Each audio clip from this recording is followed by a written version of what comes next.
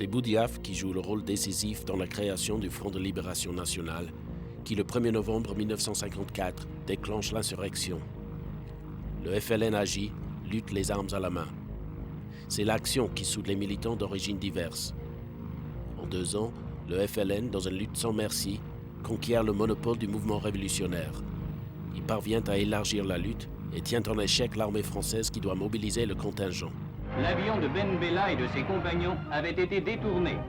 Et, dans la cour d'une prison d'Alger, Ben Bella, Mohamed Kider, Aït Ahmed, Boudiaf et Lachref. En octobre 1956, en regardant les actualités françaises, les Algériens découvrent pour la première fois le visage des dirigeants clandestins du mouvement. Parmi eux, Boudiaf.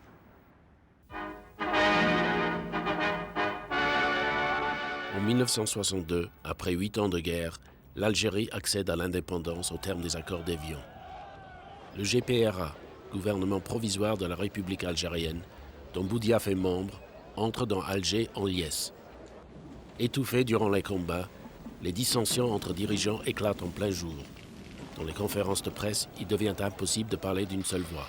Ces entretiens décisifs se sont déroulés dans une atmosphère de fraternité et de compréhension. Notre déclaration à faire, Monsieur Boudiaf maintenant prend la parole. Le peuple algérien attend beaucoup de sa récente victoire.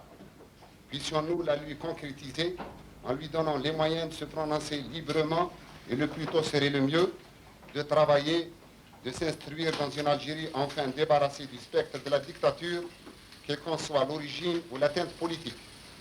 J'ai confiance en l'avenir de mon pays, laquelle confiance repose avant tout sur le peuple et son avant-garde militante et révolutionnaire.